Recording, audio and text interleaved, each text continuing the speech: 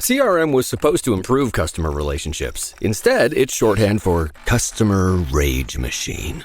Your CRM can't explain why a customer's package took 5 detours? Reboot your inner peace and scream into a pillow. It's okay.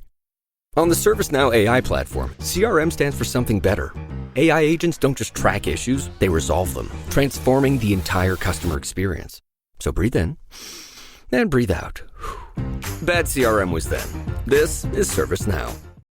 Wie wäre es, weniger Zeit mit dem Einkauf zu verbringen und dafür mehr Zeit für deine Lieblingspodcasts zu haben? Mit dem Rewe Abholservice geht das. Bestell deinen Einkauf einfach online und hol ihn bequem und fertig gepackt im Markt ab. Natürlich ohne Mindestbestellwert. So bleibt dir mehr Zeit für die nächste Podcast-Folge oder deine Lieblingstracks. Jetzt ausprobieren auf rewe.de/shop oder in der Rewe-App. Dein Rewe Abholservice. Online bestellen, im Markt abholen.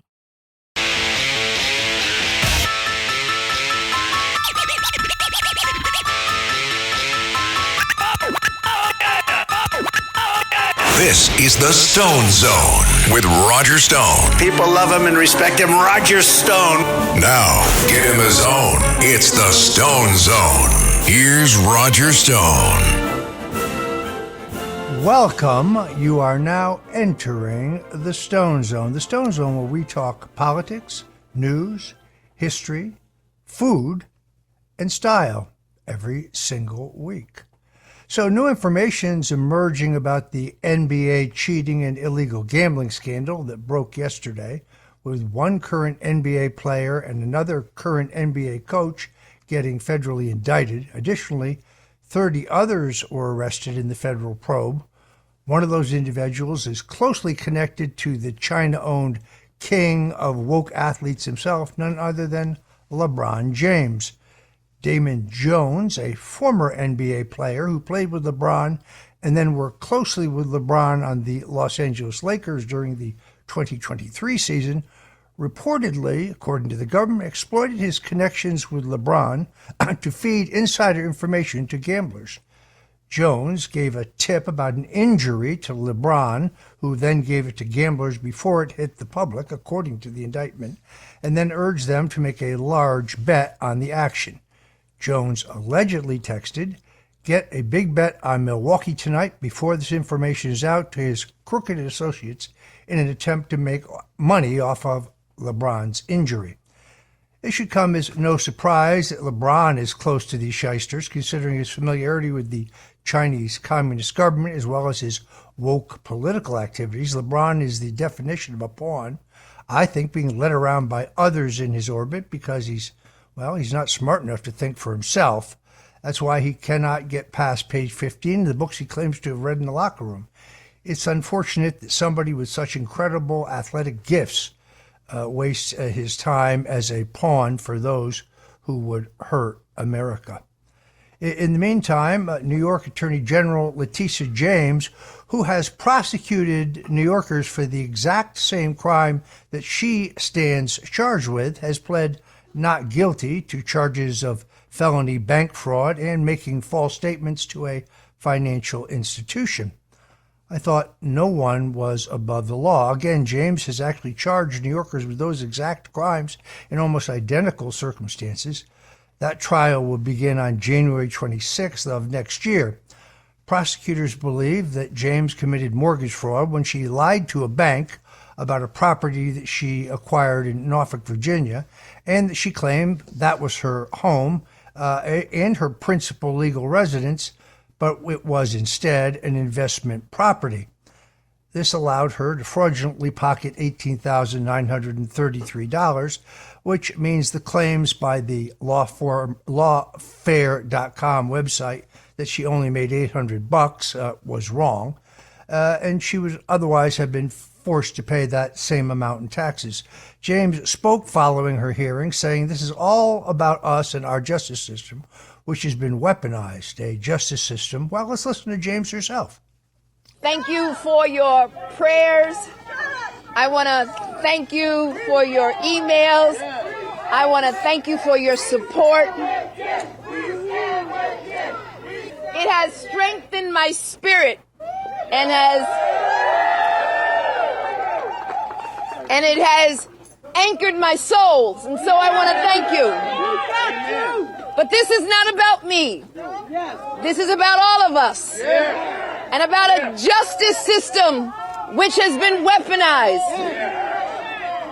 A justice system which has been used as a tool of revenge and a weapon against those individuals who simply did their job and who stood up for the rule of law.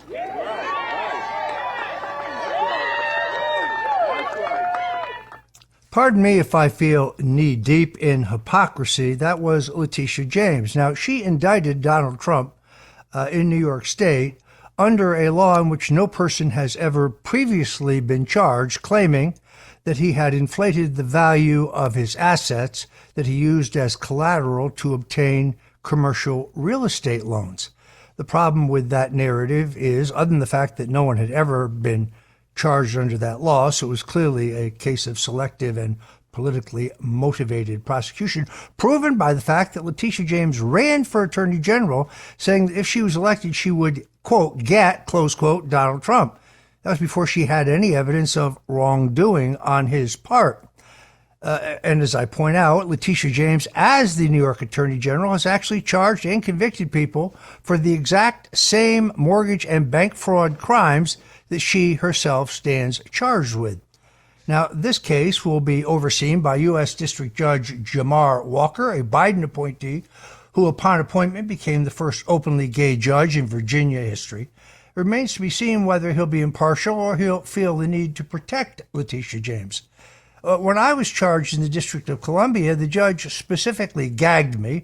I was not entitled to defend myself in any forum whatsoever, not radio, not television, not cable, not social media, not online.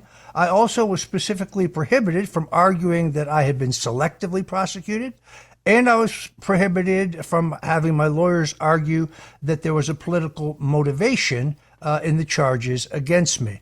Will the judge hold Letitia James to the same standard? Somehow I doubt it. But if she does not go down on this particular charge, in my opinion, it will be because of the jurisdiction. The Eastern District of Virginia, which is right outside Washington, D.C., is among the most liberal jurisdictions in the country. That is demonstrated by the judge this has been assigned to, and is more likely than not that the jury will be overwhelmingly made up of, well, liberal Democrats. It's interesting in jury selection when you find these virulent Trump-hating Democrats, but the judge asks them, so you hate Donald Trump and you think he should be removed, but can you be impartial in this matter against someone who tried to put Trump in prison? And of course, they always say yes. It is really a broken system, just as the grand jury system, in my opinion, is a broken system. A grand jury proceeding is a one-sided proceeding, which prosecutors put out evidence for grand jurors, and the grand jurors are allowed to ask questions, but the accused is never invited to give a presentation on their own behalf. If she doesn't go down on this charge, I think there'll be plenty more she can be charged with in the future, because there is widespread campaign finance fraud that is demonstrated by the ongoing work of interviewing individual donors who gave to her campaign for Attorney General through Act Blue, when a group in upstate Buffalo, a nonprofit that leaned right, started doing door-to-door canvassing of her donors. Letitia James actually used her authority as Attorney General to issue a cease and desist order. In other words, she doesn't think citizens have a right to ask questions about how she financed her campaign. What she did to Donald Trump as New York Attorney General was an extraordinarily strange occurrence. She attempted to manipulate that election. This was all meant to throw President Trump off the ballot. That's why she initiated the lawfare against him. She even admitted, what charges couldn't she be indicted for? It's a better question. The Democrats must be made to feel the same pain through the process that the May Republicans feel. But the idea that this is weaponization, that there is no crime here, well, that's categorically false. There seems to be a controversy regarding Congressman Adam Schiff. I have reviewed those documents because they're all a matter of public record. Adam Schiff claimed that his condominium in Burbank and his home in suburban Maryland were both his principal legal residence, receiving a tax break in California. Although he has a family of 5, including his wife and children, the condominium in Burbank has but 1 bedroom. Seems to be just for the purposes of registering to vote and being eligible, therefore, to run for the House and the Senate. But if his principal residence is in the state of Maryland, how can he be a member of Congress from the state of California? Again, the Democrats claim that this is all about weaponization, revenge, and retribution. Ask us to have collective amnesia. They are the ones who weaponized the criminal justice system. They not only tried to tie Donald Trump up in a completely fabricated narrative of Russian collusion, claiming, as we now know falsely, that Donald Trump had only been elected to the presidency with the assistance of Russian intelligence, a now completely and totally discredited lie. Then they manufactured 2 phony impeachments against him. The second impeachment involving Ukraine turns out to have been actually designed not to just take down Donald Trump, but to protect Joe Biden. Only weeks ago, we learned of a CIA report that confirmed that Biden had threatened the president of Ukraine with withholding $1 billion in U.S. funds unless he fired the prosecutor who was investigating his son, Hunter Biden, and his involvement with Burisma, the Ukrainian energy company. So I don't think this is about revenge and retribution. I think this is about accountability and justice, whether it is the Russian collusion fraud, or whether it is the fraud that surrounds the 2 impeachments, whether it is the coordinated tsunami of lawfare led by Special Counsel Jack Smith, who we now know spied on at least 8 members of the U.S. Senate in his investigation.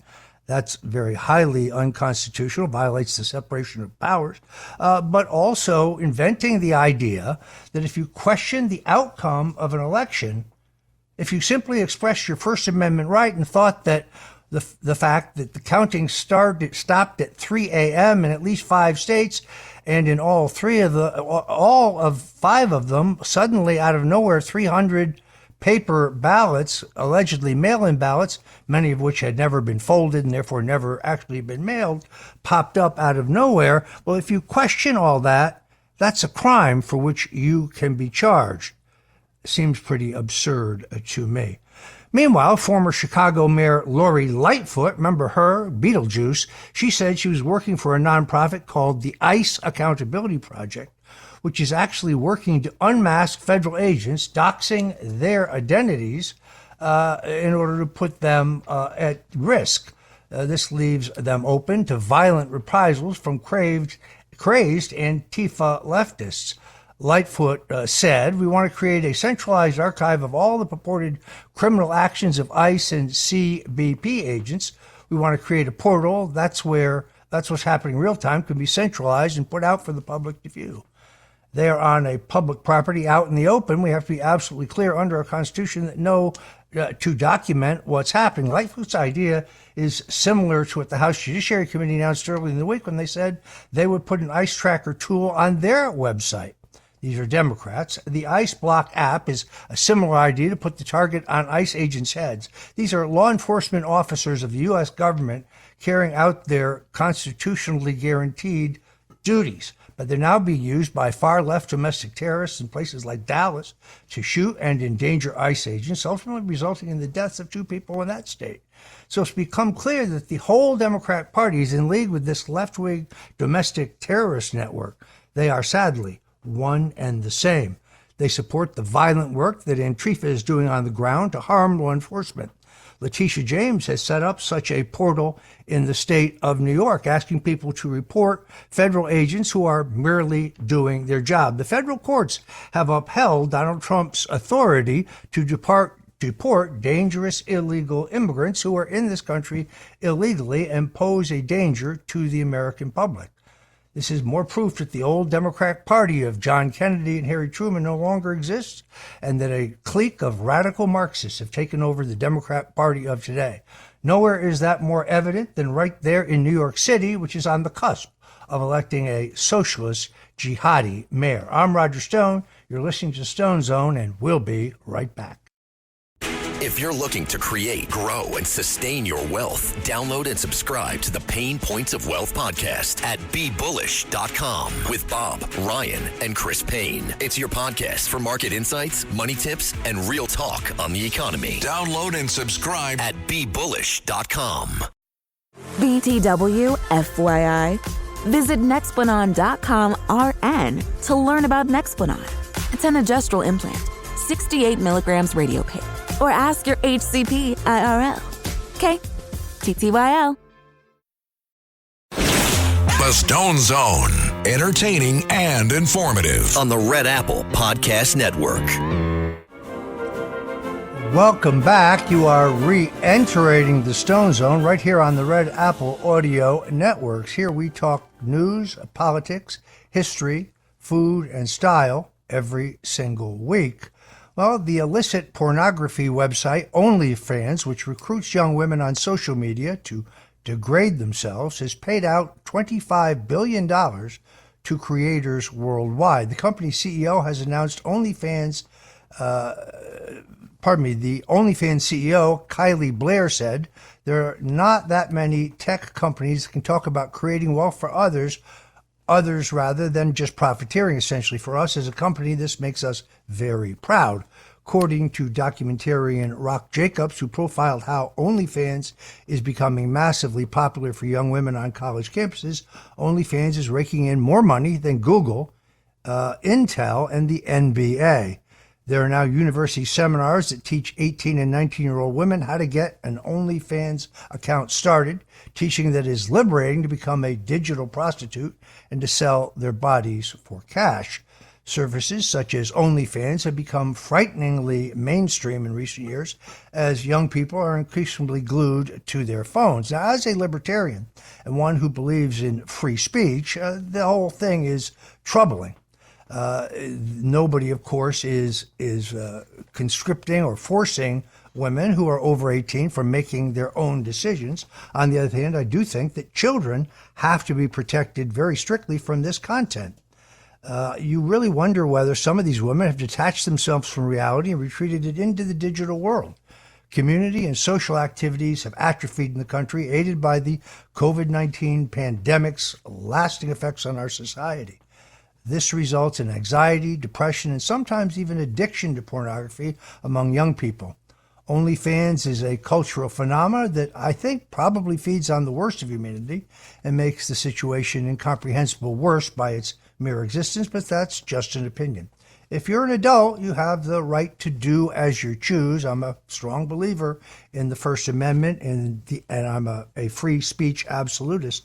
I'm opposed to banning these sites unless, of course, they include child abuse or violent exploitation. And, of course, I'm deeply concerned about the subversion of our moral values. But as a libertarian, I believe in free speech and adults making their own choice.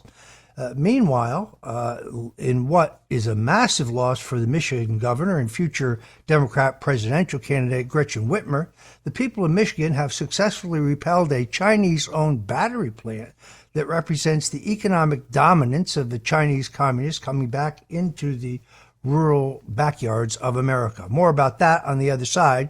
Thanks for joining us today on the Stone Zone. Whatever you do, don't touch that dial because, well, we'll be right back. The Stone Zone. Entertaining and informative. On the Red Apple Podcast Network. And we're re-entering the Stone Zone here on the Red Apple Audio Networks. As I said, in what has been a massive loss for Michigan governor and definitely a future Democrat presidential candidate, Gretchen Whitmer. You remember her, the FBI contrived a kidnap plot against her, which everybody who's examined can see through. The people of Michigan have now successfully repelled a Chinese-owned battery plant that represented the economic domination of the Chinese communists in the backyards of rural America. State officials told Michigan lawmakers yesterday that Goshen, the company in question, which has deep ties to the Chinese Communist Party and was building an electronic battery plant in Michigan has breached its economic development contract, and that the deal negotiated behind closed doors with Governor Whitmer a couple of years ago is effectively null and void. So the people have won. Governor Whitmer gave a $715 special crony tax break to Goshen. That's $715 million, to Goshen, so they could set up shop and facilitate Chinese economic dominance under the guise of job creation. Whitmer claimed that Goshen's plant would create 2,300 good-paying jobs for Michiganders, but who knows how many foreigners from China they would have attempted to ship in and take those jobs. Predictably, Goshen blamed racism and ethnically charged stereotypes because their project fizzled when it came down to actually looking at the numbers. What really happened was the little guy standing up to big government and foreign interlopers and getting a win for national sovereignty. The people decided to put America first. Meanwhile, Illinois Governor J.B. Pritzker, yet another would-be Democrat presidential candidate, humiliated himself thoroughly during an appearance on Fox News when he actually denied that Chicago's murder rate only was extraordinarily high, I think number one in the country, only to immediately be confronted with the facts which proved that he was lying. Pritzker attempted to spin that the murder rate had dropped in recent years, probably due to a lack of crime reporting under notoriously corrupt, far-left, and openly anti-white racist Mayor Brandon Johnson. But ultimately, he could not deny that Chicago is number one in the country when it comes to murders. Let's listen to Governor J.B. Pritzker. Why does Chicago have the highest murder rate of all the big cities? Well, we are not in the top 30 in terms of our murder rate. Indeed, well, our murder rate it has been cut in half over the last 4 years, and every year it's gone down by double digits. And if you look at all of the violent crime over the last 4 years, here's a map. They've all gone down. U.S. cities, 17.47 per 100,000 population. Chicago is number one over Philadelphia, Houston, Dallas, San Antonio, Phoenix, Los Angeles, New York, and San Diego. What I'm explaining to you is you're when talking you want to about fight violent crime. Look, you can pull statistics up. No, I can these are too. murders. I'm explaining to you that our murder rate has been cut in half. And very importantly, Brett, and you got to hear this, very importantly, we've been doing the things that are necessary to bring crime down, right? We've invested in community violence interruption. We've invested in police. Right there, you heard it yourself, J.B. Pritzker. This is a man who's among the wealthiest people in the country, a billionaire. He used that billion to purchase himself the governorship. Then, because he didn't like having neighbors too close, he bought the mansion next door to his mansion in the Chicago suburbs. But then he tore all of the toilets out of that home in order to get an enormous tax break. So he basically cheated on his property taxes. This is a guy who wants to be president of the United States. I think Pritzker has exposed himself here as a hack when going head-to-head against Donald Trump or the Republican nominee, should he be nominated for president. I think he would get very badly embarrassed, in fact, defeated. He's been forced to defend Chicago as the murders continue and innocent people are being put in danger. They have to suggest that situations is fine, defend the status quo of mayhem, in a vainglorious attempt to stand up to President Trump because it helps position him as a Democrat candidate for president.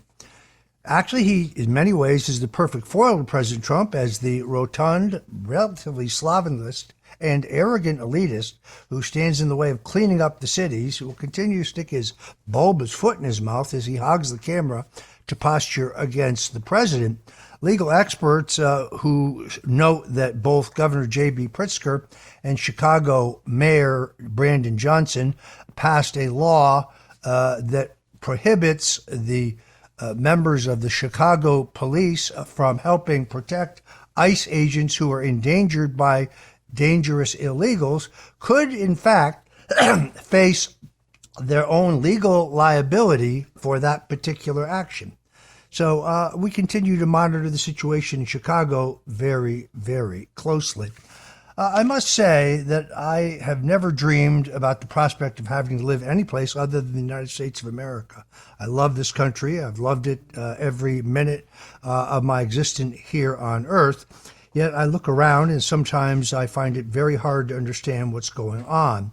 As I enjoy my quadruple espresso in the morning, I realize that everything is changing. Thanks only to Donald Trump do I think the country can survive. I look at people I've known my whole life, but so many of them are hate-filled that they agree with opinions that they themselves would never have expressed initially as their own. In many ways, I think I've entered the twilight zone. We become a nation that seems on occasion to have lost its collective mind. Sometimes it's hard to justify this insanity. If a guy pretends to be a woman, you're required to pretend with him. Somehow it's un-American for the census to count how many Americans actually live in America, but not count those who are not Americans. Russians influence our elections, something that never really happened, is reputed to be bad, but illegals voting in our elections, that's supposed to be good. 20 is too young to drink a beer, but 18 is old enough to vote. People who have never owned slaves should pay slavery reparations to people who have never been slaves. People who have never been to college should pay the debts of college students who took out huge loans in order to go to college. Immigrants with tuberculosis and polio are welcome, but you better be able to prove if your dog has been vaccinated. Irish doctors and German engineers who want to emigrate to the United States must go through a rigorous vetting process, but any illiterate gang member or terrorist who jumps the southern fence was until recently welcome in our country. They spent $5 billion for border security, but they said it was too expensive, but $1.5 trillion for free health care is, as prescribed by the Democrats, is not. If you cheat to get into college, you go to prison, but if you cheat to get into the country, you go to college for free. If you cheat an election, nothing will happen to you, but if you point out the mathematical errors of that election or the inconsistencies or unlikelihood of the results, you're a conspiracy theorist and you're disdained. People who say there's no such thing as gender are demanding a female president in the last election. We see other countries going socialist and collapsing, but some here, particularly New York City, seem to think it's a great plan for us. Some people are held responsible for things that happened before they were born, while other people are not held responsible for what they're doing right now. Criminals are caught and released to hurt more people, but stopping them is bad because it's a violation of the criminal's rights. Anyone who points out any of the hypocrisy are immediately called racist. When the President of the United States seeks to hold those who broke various constitutional and federal laws in their efforts to take him down after he unexpectedly won the 2016 election, he's accused of seeking revenge and retribution rather than justice and accountability. Many people died of a Chinese virus, but it's considered racist to say that it originated in China, which we now know it did.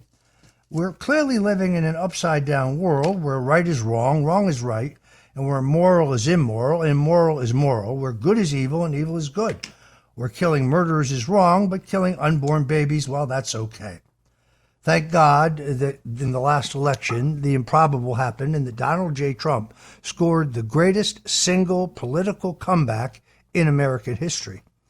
I want to be clear, he didn't just win re-election, he had to defeat a tsunami of lawfare in which the state and federal courts were rigged against him in an illicit effort to keep him off the ballot, to disbar and destroy any lawyer who dared represent him in any legal contest, in which they tried to strip him of all of his wealth, impoverish him. That was Letitia James, where he was accused falsely of sexual assault by a woman who says she was wearing a very specific designer dress on the day she was assaulted, a date she can't really remember, only to learn that that dress had not even been designed or marketed on the date in question. This is a woman, E. Jean Carroll, who they specifically extended the statute of limitations under New York state law so that she could file these charges, which I still believe are bogus. That court decision is on appeal. No, Donald Trump is changing our culture. It's like turning around a ocean liner. The first and most important thing he's done, of course, is to close our southern border. Joe Biden told us repeatedly he needed new laws in order to do that. That turns out to be false. All he needed to do was actually enforce the laws that already existed. Illegal border crossings have dropped off to almost nothing. all-time low. And yes, the president is committed to deporting millions of illegal, dangerous criminals who are in our country, many of whom are involved in violent gangs. Meanwhile, he's negotiating better trade deals for America. And back in June, for the first time in 15 years, we actually ran a surplus. That means America took in more money than we are paying out. This is a new America, one in which America is respected around the world. He has ended the DEI that was destroying our armed services, our military, returning it under Secretary Hegseth to being a lethal and disciplined fighting force. Through the appointment of Robert F. Kennedy Jr., he is committed to making America healthy again, and we're examining the claims of giant pharmaceutical companies and others. We're also looking at our food to determine why it has so many toxic chemicals in it, toxic chemicals that are actually banned in places like Europe. Donald Trump is committed to this new revolution of making America great again, and he doesn't have to run for re-election. You can see that he's having the time of his life. He passed the largest single tax cut in American history in the Big Beautiful Bill. He also made sure that 88% of those people currently receiving Social Security benefits pay no tax whatsoever on them. Of course, the Democrats said that that bill would cut both Medicare and Social Security when it cut neither one of them. So every day I pray for the safety of Donald Trump. It was only a week ago that they found near the Palm Beach International Airport essentially a hunting stand. That's a stand on which you mount a rifle in the clear line of sight where the president departs from his plane. This scares me in the wake of what happened in Butler, Pennsylvania, and in the West Palm Beach Golf Club. I pray every day for the safety of our president and his family. He is unique. He is his own man. He is not handled. He is not scripted. He is not managed. What you see is what you get. This is the Donald Trump that I have known for 50 years. And he is doing what he wanted to do starting in 1988, making America great again. This manic desire to destroy him, claiming that he's the one who's weaponized the criminal justice system, that he's using the system for revenge and retribution, well, that's backwards from what we really see. This is not about revenge or retribution. This is about accountability and justice. The American people seem to approve, if you understand polling, and I do. The president's poll numbers continue to excel, given the incredibly polarizing actions that he is forced to take to turn around the ship of state. But then when criminals like Letitia James, the New York Attorney General, or Adam Schiff, or former FBI Director James Comey are actually held accountable, well, Trump's critics scream that he's Hitler, that he's a king. It's funny that you have no king's demonstrations run by the people who nominated a candidate for president that literally nobody voted for. Not a single Democrat primary or caucus voter voted to nominate Kamala Harris. So perhaps we should have a no queens demonstration. Although she's talking about running again. God, would that be good. Anyway, you're listening to the Stone Zone right here in the Red Apple Audio Networks. We'll be right back with more American politics. Whatever you do, don't touch that dial and don't go away. You're a guy who just wants to look nice. The kind of nice where you might get a nice compliment on the niceness of your nice new outfit. Good thing Men's Wearhouse has everything from polos to jeans and, yes, suits, plus a team to help you find the perfect fit to make sure you look nice. Nice. Love the way you look. Men's Wearhouse. This episode is brought to you by LifeLock. It's Cybersecurity Awareness Month, and LifeLock has tips to protect your identity. Use strong passwords, set up multi-factor authentication, report phishing, and update the software on your devices. And for comprehensive identity protection, let LifeLock alert you to suspicious uses of your personal information. LifeLock also fixes identity theft, guaranteed or your money back. Stay smart, safe, and protected with a 30-day free trial at LifeLock.com/podcast. Terms apply. Anyone can follow. It takes something special to be an original, which is why the 2025 Lincoln Navigator SUV arrives with new ways of surrounding you in luxury, including the ultra-wide 48-inch panoramic display and the multi-sensory Lincoln Rejuvenate experience. A true original never stops evolving. So meet the 2025 Navigator, the original that's all new and better than ever. Learn more at Lincoln.com. Lincoln and Navigator are trademarks of Ford or its affiliates. The Stone Zone, entertaining and informative. On the Red Apple Podcast Network. I can't even tell you how much I appreciate those warm words of praise from Vice President J.D. Vance. We're back in the Stone Zone. A new federal audit has shown that the state of California has issued commercial driver's licenses to 62,000 illegal immigrants because of laws that allows illegals to obtain driver's licenses and because it's considered discriminatory for state Department of Motor Vehicle officials to ask applicants about their legal status. California Governor Gavin Newsom, yet another would-be Democrat presidential candidate, said that this is not a problem, but, well, recent tragic incidents show that allowing illegals to have driver's licenses is in fact very dangerous. There was the case of Harjinder Singh of Stockton, California, an illegal immigrant truck driver who allegedly killed a South Florida family while making an illegal U-turn on the Florida Turnpike. He received his driver's license in the sanctuary jurisdiction of Florida. It was later discovered that he failed his driver's test 10 times in Washington State, but then was given his driver's license initially in California.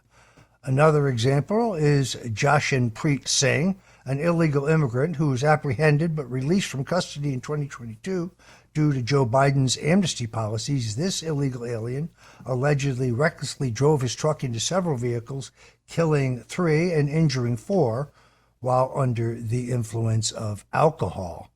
These are the sort of instances that the Democrats are willing to allow us to go through with their plan of demographic replacement. They don't care if criminals and predators and victimizers are empowered. They don't care if innocent people die needlessly. To them, the ends justifies the means. It's all about power. They will not hesitate to sacrifice you or your family to further their rabid ideology. These people are Marxists. They're the enemies not only of America, but also mankind. And hopefully, under this president, they will be held responsible. You have to wonder when you look at organizations like the World Health Organization, who of these entities that spread the disinformation and fear at the height of the COVID-19 pandemic, resulting in heinous civil liberties violations for the American people because of their use of biased junk science. They've seemingly been dormant in recent years, probably because they're reviled by so many millions of Americans worldwide, but they've been quietly plotting their next power grab, and their plan for Global Health Emergency Corps has recently been spelled out. If their policy manifesto for the Emergency Corps, the HWO, the World Health Organization, gives themselves the authority to dictate what they call national and international emergency coordination. They state that during a crisis, all coordinated mechanisms must be established at all levels, national, regional, and international, under the direction of, you guessed it, the World Health Organization. They demand that all governments integrate fully with the WHO-led coordination structures, stating that defying the World Health Organization's goals would create a fragmented and inefficient disaster response. This is nothing less than a usurpation of our state and local rights. This plan is thankfully not yet binding, but the next time there's some kind of worldwide calamity, expect bureaucrats who are controlled by the globalists to roll out this plan as if it is the law. As Barack Obama's chief of staff, Rahm Emanuel, once said, never let a crisis go to waste. And I fear that these demonic globalists certainly live by that credo. That is why the United States must remove all support from the World Health Organization as well as from the United Nations. In my opinion, we must shield ourselves from their pernicious influence as we continue this rigorous fight to make America great again and to take it back from the foreign ideology that seemed to dominate Joe Biden's administration. They told us Joe Biden would be a reasonable moderate, but he turns out to be the most radical president in American history, and that includes Barack Obama. But then maybe Joe Biden's 4 years were really Barack Obama's third term. Think about that. All right, thanks for joining us today in the Stone Zone. I'm Roger Stone. Until we meet again, God bless you and Godspeed. Thanks for listening to The Stone Zone with Roger Stone. You can hear The Stone Zone with Roger Stone weeknights at 8 on 77 WABC. If you like the podcast, share it with your friends and listen anytime at WABCRadio.com and download the WABC Radio app. Hit that subscribe button on all major podcast platforms. Plus, follow WABC on social on Instagram, TikTok, Facebook, and X. See you next time for a new episode so you never have to wonder. What the heck is going on here? If you're looking to create, grow, and sustain your wealth, download and subscribe to the Pain Points of Wealth podcast at BeBullish.com with Bob, Ryan, and Chris Payne. It's your podcast for market insights, money tips, and real talk on the economy. Download and subscribe at BeBullish.com. You know the words that dominate our news cycle. Private equity keeps inventing generative artificial gains tax on home. America's fueled by market volatility. Bets on Fed rate cuts. But do you truly understand how they impact your world and your wallet? In a world that skims the what, understand the why. Because context changes everything. Subscribe to learn more at Bloomberg.com, the global benchmark for business news.